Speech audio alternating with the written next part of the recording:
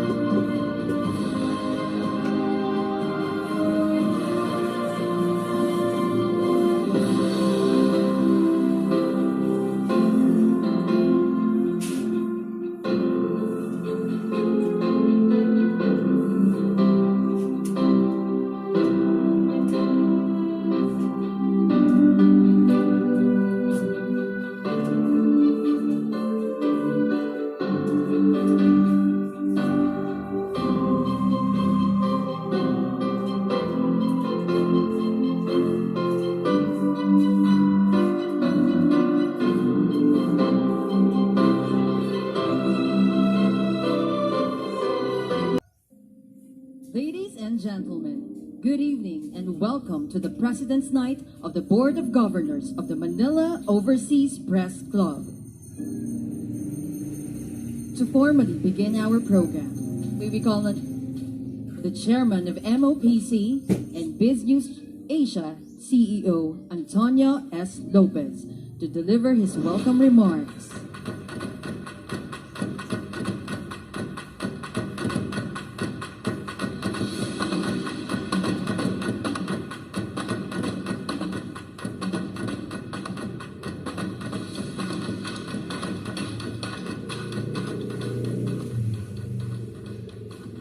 Thank you. I memorized this speech, but since I'm a senior citizen, I decided to read it tonight. His Excellency, President Ferdinand Romualdez Marcos Jr., Finance Secretary Ben Jokno, their fellow workers in government, members of the diplomatic corps and the business community, my colleagues in media, ladies and gentlemen, tonight, the Manila Overseas Press Club resumes its traditional MOPC President's Night with His Excellency President Ferdinand Bongbong Marcos Jr. as guest of honor and speaker. MOPC, Mr. President, has gathered tonight almost 500 top media professionals and executives of the country's leading corporations to listen to you.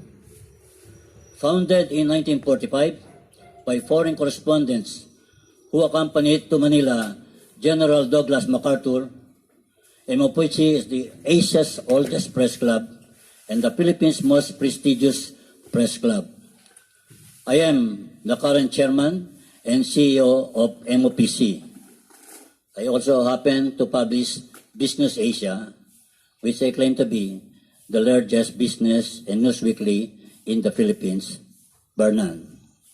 And Eric Canoy of RMM, the largest radio network in Mindanao, is our president. Tonight, we also mark the 77th anniversary of MOPC. MOPC is only 4 years older than me.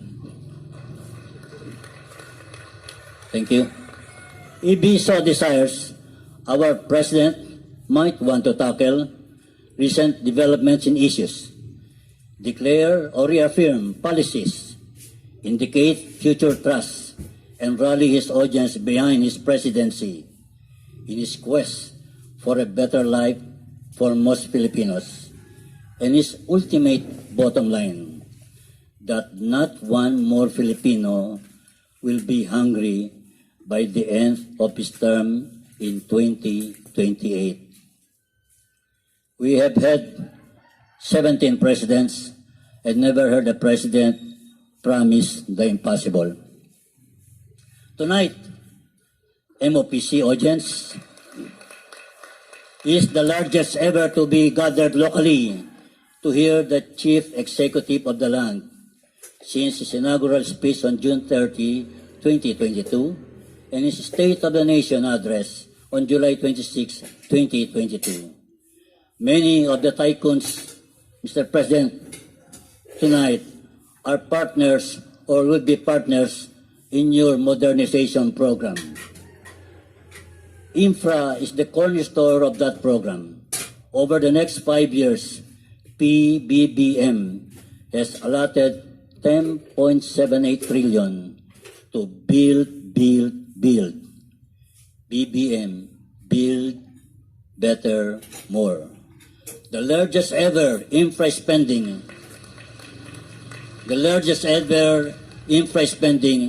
in the history of this country. The MOPC President's Night is being staged amid the most challenging times ever for any sitting executive. There is turmoil everywhere, inside decision-making boardrooms, in currency markets, in stock markets, and on a number of strategic battlefronts. To be sure, our President came to the presidency with the longest front seat experience. The young Marcos, then known as Bongbong or Bonget, had turned 8 when his father and namesake, Ferdinand Edralin Marcos, began his 20-year presidency on December 30, 1965. PBBM, as a young man, met more popes, more royalty, and more world leaders than any young Filipino. BBM is one president, I believe, who is too nice, too decent, and too right-minded as to dominate the vicious rough and tumble of Philippine politics. President BBM is the country's most popular president, probably with his visionary hands-on leadership, a cabinet vast in expertise and experience, and the right execution. He will be a great president.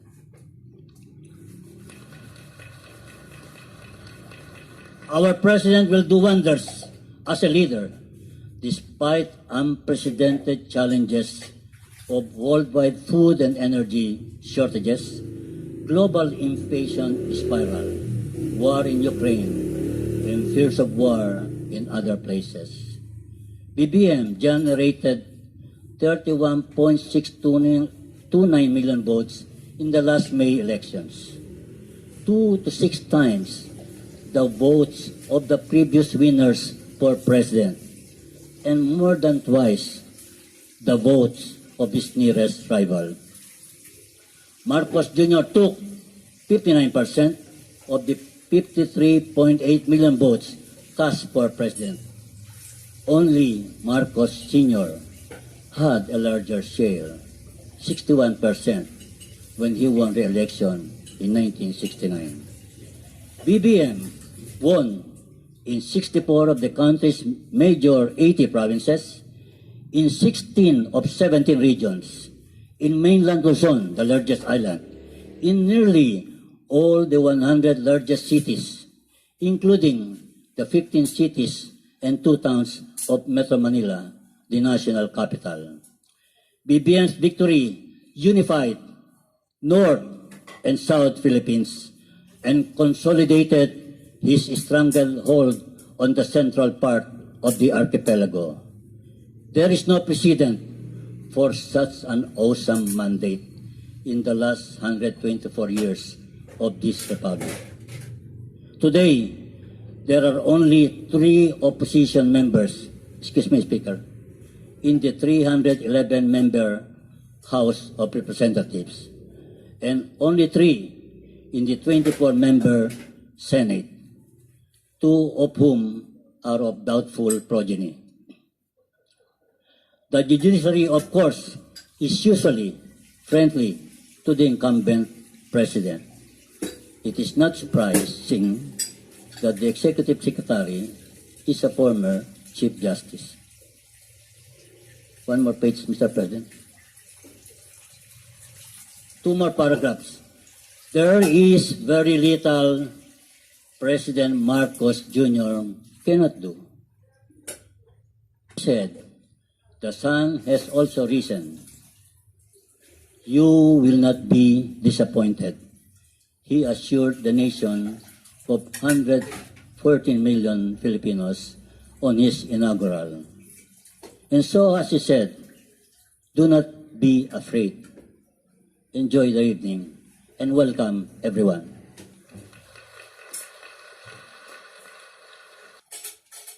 At this juncture, may we invite House Speaker Ferdinand Martin Romualdez to introduce our guest of honor.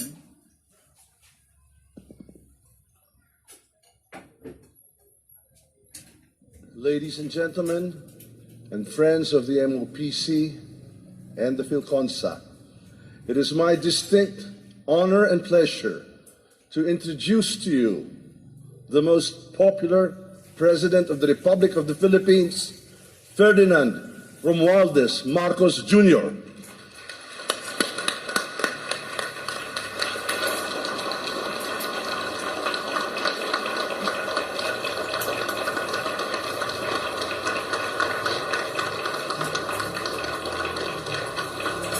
Thank you very much, House Speaker Martin Romualdez, joining us. Please be seated. Joining us this evening is our Department of Finance Secretary Ben Diokno, the Manila OverSeas Press Club Chairman Tony Lopez. To just describe me, I was clarifying it when he sat down. Sabi, is it too nice, too nice and too decent? You haven't spoken to some members of my staff recently, but but I have to say I've never been described in such glowing terms. Thank you very much. MOPC Vice President Mike Toledo, the other members of the Board of Governors, fellow workers in government, ladies and gentlemen, and all our distinguished guests, good evening. A pleasant evening to all here tonight.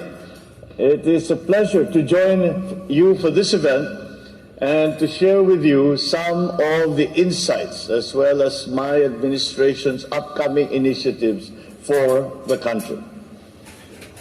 Since the campaign, unity has been our battle cry since the beginning of the campaign, and now we are setting into our track and finding our pace for the 6-year marathon. Unity remains one of the primary driving forces in pursuing economic recovery. As I have stated many times to our friends and our partners who from other countries, and I say to them that it is important to forge and to strengthen partnerships that already exist and to forge new partnerships and alliances, because in the uncertain world that we are facing, these partnerships will stabilize our transformation into the post-pandemic new global economy. And it is an uncertain world. It is an uncertain world that we are facing. It is an uncertain future. And that makes those partnerships all the more important. And again, the concept of unity applies. Although it was during the campaign, you could say, a concept, an idea that we brought forward as a message to the people.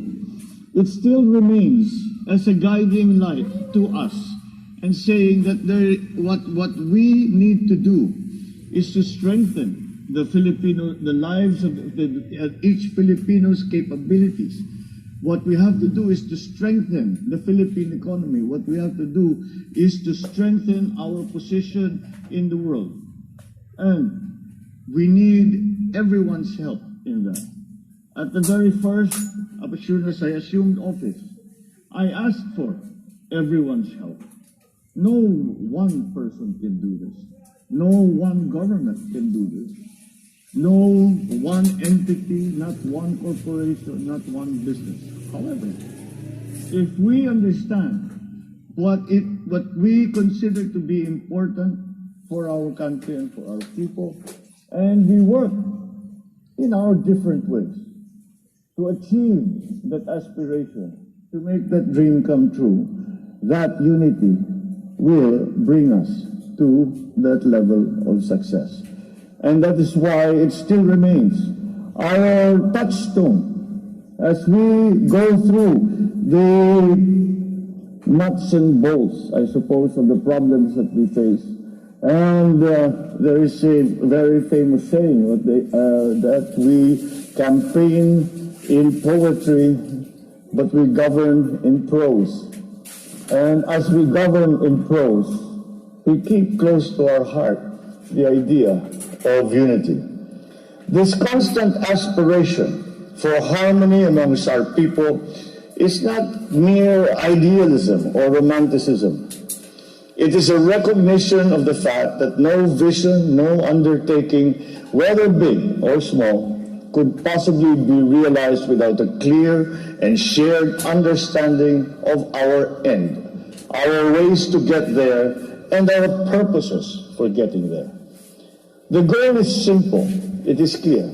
We want every Filipino and every island in this archipelago to have an environment and the tools that will enable them to go beyond surviving each day. We want our people to dream, to develop their talents, to explore the beauty of the country and of the world, and most especially, lead meaningful lives and have in their heart a hope for the future. And given solidarity as a premise, this event is a great opportunity to lay down the economic and diplomatic directions that this administration will undertake to ensure that we are all on the same page. So I'm deeply honored by this invitation to take part in this long-standing gala and the platform that it provides to discuss our concerns for the future. I am grateful to the MOPC as well as all the personalities, correspondents, diplomats, and businessmen and women present here tonight. Thank you for this opportunity to lay down parts of the vision and initiatives for the country's development amidst the global pandemic. In previous engagements, I have expressed several of the key priorities of this government, and tonight I wish to reiterate them to you all. The administration's first crucial objective is to secure food sufficiency and post-pandemic growth. I'm proud to share that in the recent visits that we have undertaken abroad, I was able to promote agricultural cooperation and encourage trade investment in key sectors. Locally, the Department of Agriculture has continuously provided production inputs to farmers and fisherfolk, such as high-quality seeds and fertilizers, as well as post-harvest machinery and facilities, including trucks, dryers, mills, all that can potentially contribute to the productivity and profitability of our farm workers and to increase their livelihoods. And so for them to once again make a living out of the agricultural sector. The government is also focusing on its agenda of strengthening public-private partnerships and sustaining the robust infrastructure initiatives of my predecessor with our very own flagship, and I think it was described, Build Better More infrastructure agenda. We need efficient infrastructure systems to serve as the backbone of the economy. There are certainly difficulties and challenges in the global arena, but we remain resolute in our efforts to cushion the impact on the Filipino. So we enjoy not only government and industries, but also the public, to help in sustaining the positive trajectory of our socio-economic growth. For all our vision and aspiration, I underscore the crucial role of the press in building an active citizen, one that contributes to the development of our society. The nation counts on media in improving access to information and increasing awareness on issues that affect our country and the world. Your proactive participation in keeping a well-informed citizenry forms part of our collective goal to empower Filipinos and establish a more robust Philippines. I could not share all our plans for the next 6 years, but I will stand here and I will say that you may rest assured that we continue to articulate our plans with the members of the media, of course, especially the Manila OverSeas Press Club. As I share your club's conviction in the importance of upholding the universal right of free speech and press freedom, as well as giving and receiving accurate information, I'm committed to remain open with you, constantly communicating our progress as we move forward. I urge you to effectively communicate to the public the government's efforts and initiatives towards our country's development. This is the partnership that another partnership that we must continue to strengthen. It is the job of our media practitioners to not only analyze, to not only give their opinion, but to also inform and let our people know what the government is doing and how it will help their lives and how they can be part of that progress, that process of progress that we have started. Under my lead, we will support and protect the rights of the media as they efficiently perform their duty. Whatever difficulties we may encounter from this point on, the government will always be ready to lend an ear and to listen to your concerns and to answer all that you may want to know. We will not be your leader, but we will be your partner as we work together to see the full promise of the Filipino nation fulfilled in the days and in the years ahead. I thank you all once again for this opportunity and I enjoin you all to pray and hope for the success of our efforts. Maraming salamat sa inyo lahat. Mabuhay ang Pilipinas at magandang gabi po sa inyo. Thank you, Mr. President.